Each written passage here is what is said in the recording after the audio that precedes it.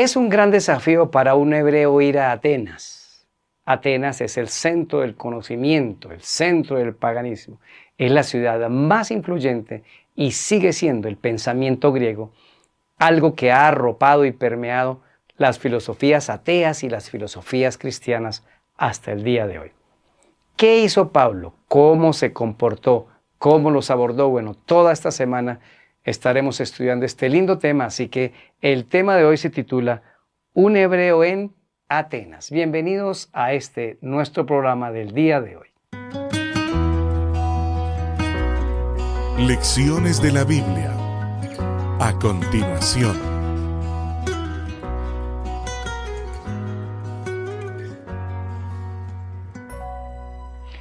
Gracias por acompañarnos en Lecciones de la Biblia, un espacio para estudiar y entender la palabra de Dios. Hechos capítulo 17, versículo 15. Y los que se habían encargado de conducir a Pablo le llevaron a Atenas, y habiendo recibido orden para Silas y Timoteo de que viniesen a él lo más pronto que pudiesen, salieron. Recuerden que en el capítulo 17 hubo un alboroto en Tesalónica que casi matan a Pablo. Luego va un poco de tiempo a Berea y finalmente sus amigos, huyendo de la persecución, llegan a Atenas y ahí ya podían librarse un poco de la persecución. Pero cuando está en Atenas, Pablo está siguiendo varios pasos interesantes. ¿Qué es Atenas? El centro del conocimiento. Usted puede recordar todavía en filosofía a personas como Aristóteles, Platón, Pitágoras, Eurípides, Pericles, cuánta cantidad de pensadores griegos que hoy han influenciado el mundo. Y repito algo, tanto la filosofía cristiana como la filosofía atea. Por ejemplo, el punto del purgatorio y de las ánimas es una filosofía griega del demiurgo trasladada sencillamente al cristianismo. ¿Qué hizo Pablo? Varias cosas. Número 1, preocupado. Miren el versículo número 16. Mientras Pablo los esperaba en Atenas, su espíritu se enardecía viendo la ciudad entregada a la idolatría. Es decir, enardecía es, Señor, ¿qué está pasando aquí? Miren qué idolatría. Algo tenemos que hacer. Algo hay que hacer. La verdad, el mundo se está muriendo, los ricos se están muriendo, los pobres se están muriendo, los vecinos se mueren, uno cerca de ellos y a uno nada le preocupa. Que se murió el vecino tal, hágase la pregunta, y yo no le comuniqué nada del evangelio. ¿Qué responsabilidad voy a tener delante de Dios? Necesitamos aumentar esa necesidad. Necesitamos sentir esto de Pablo. Necesitamos estar más preocupados e inquietos por llevar a otras personas a Cristo Jesús. 2. Su estrategia, versículo 17. Así que discutía en la sinagoga con los judíos y piadosos y en la plaza cada día con los que concurrían. Pablo tenía dos públicos. Judíos, iba a la sinagoga. Gentiles, y se iba a la plaza del mercado. Y ahí empezaba a hablar y empezaba...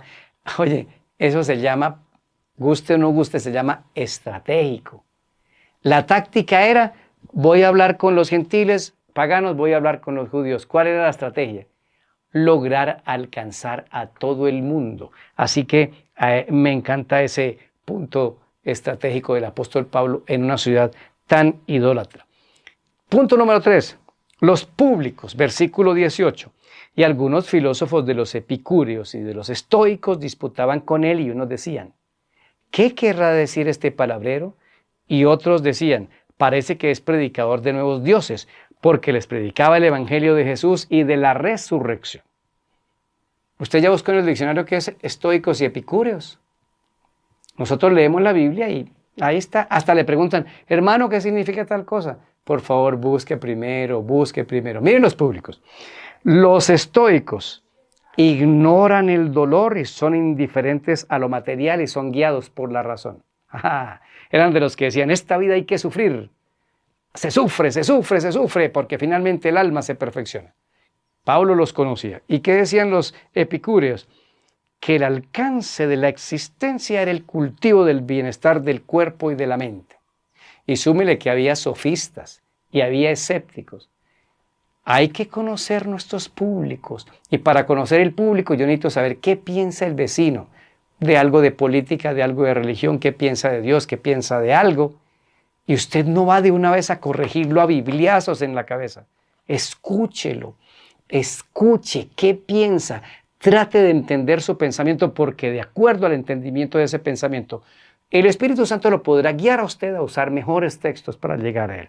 Y cuarto, les habló en el versículo 23, dice, al Dios desconocido. Versículo 23, porque pasando y mirando vuestros santuarios, hallé también un altar en el cual está esta inscripción: al Dios no conocido, al que vosotros adoráis, pues sin conocerle es a quien yo les anuncio.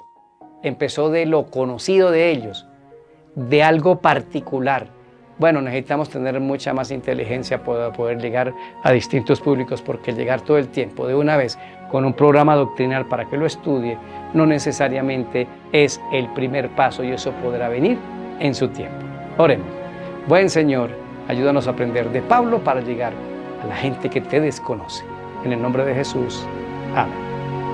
Soy Daniel Herrera y deseo para todos un día lleno de bendiciones.